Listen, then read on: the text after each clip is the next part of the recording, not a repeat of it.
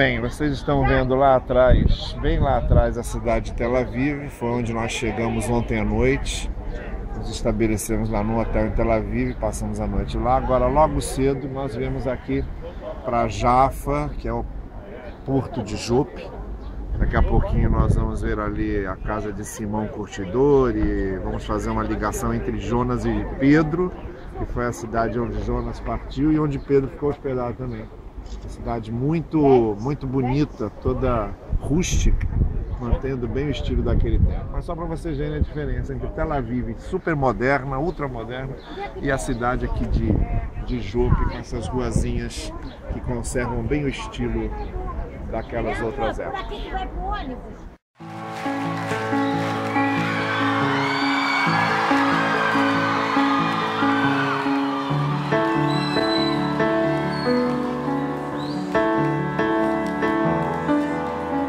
Standing here in your presence, in a grace so relentless, I am won by perfect love, wrapped within the arms of heaven, in the peace.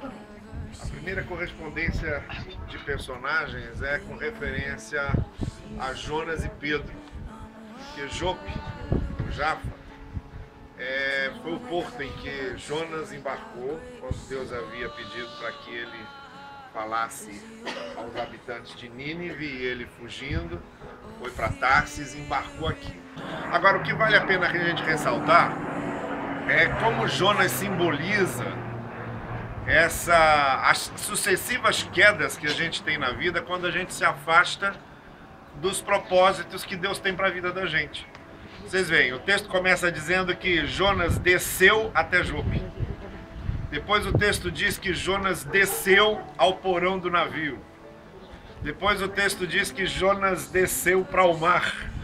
Depois Jonas desceu para o ventre do peixe. E o peixe... Jonas era uma pessoa tão indigesta que até o peixe ficou enjoado. Não dizer eu. Foi cuspi-lo, foi vomitá-lo mais adiante. Quando a gente se afasta dos propósitos de Deus para a nossa vida, o caminho é esse, é sempre uma descida. O problema de Jonas foi a sua intolerância. Foi ele querer padronizar a vontade de Deus. Foi ele achar que Deus tinha a obrigação de gostar só das pessoas que ele gostava. Foi ele achar que Deus tinha que ter misericórdia só das pessoas que ele achava que Deus tinha que ter misericórdia. E ele aprendeu, ou teve que aprender, que não é exatamente assim. A graça de Deus é ampla, aberta e abrangente para todos aqueles os quais Deus se interessa em termos de amor, compaixão e misericórdia.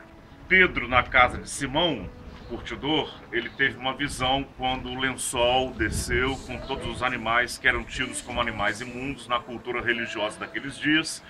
Não se podia tocar, muito menos comer, e a voz que ele ouviu foi para que ele comesse daqueles animais. Por 3 vezes ele se recusou a tocar, a comer, dizendo: eu não vou colocar coisa imunda no meu ventre. E aí a voz dizia para ele, insistindo para que ele comesse. Pois bem, acabou a visão, ele ficou pensando sobre aquele negócio. Ao mesmo tempo, lá em Cesareia Marítima, Cornélio recebeu a visitação também de um anjo dizendo para ele que era para ele enviar 2 homens até Jope, na casa de um tal de Simão Curtidor, que morava na rua direita, né? Porque era um servo de Deus e que haveria de levar a graça de Deus para a casa dele. Se nós temos as nossas descidas que são ruins, que mostram o quanto é ruim nós nos distanciarmos de Deus, por outro lado, Deus desce para nos socorrer. My heart is yours. Oh, fear removed.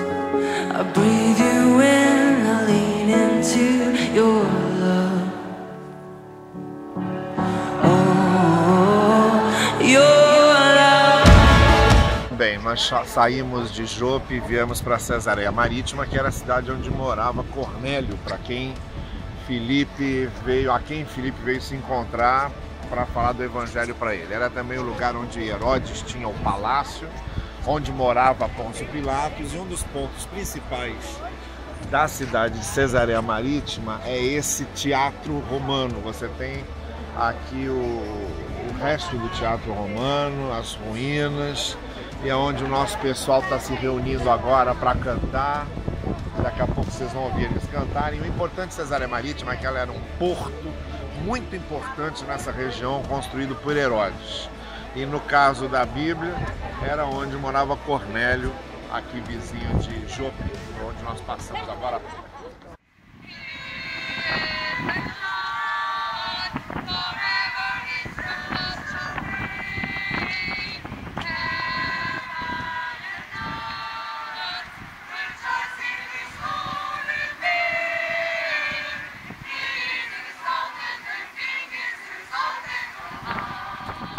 Muito bem, nós estamos agora no Monte Carmelo, no local onde Elias venceu os 450 profetas de Baal.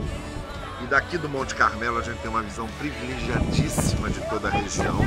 Então, se vocês olharem aqui à esquerda de vocês vão ver o Vale de Jezreel, que foi onde Jeú venceu Acabe, a dinastia de Jeú, a dinastia de Acabe.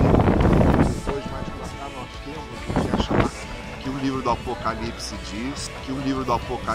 diz, é o cenário da batalha final entre Cristo e o Anticristo, que é mais conhecido como Vale do Mar de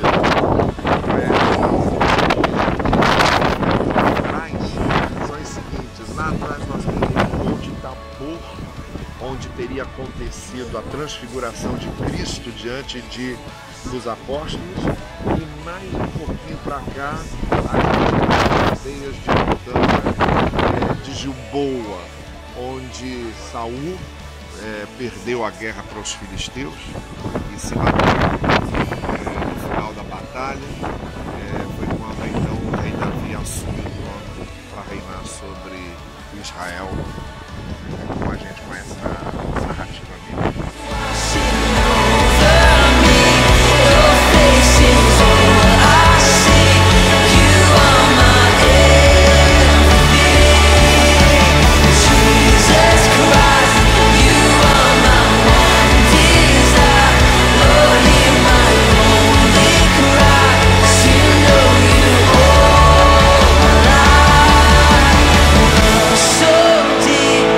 Bom, nós chegamos a Nazaré, cidade de José, onde José era carpinteiro, cidade de Maria, sua noiva, cidade em que Jesus foi criado. Ele nasceu em Belém e foi criado aqui.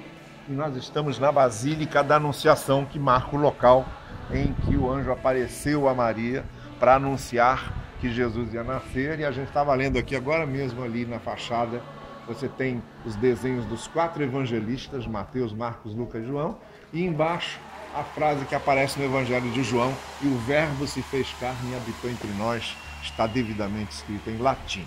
Igreja da Anunciação. É essa aqui.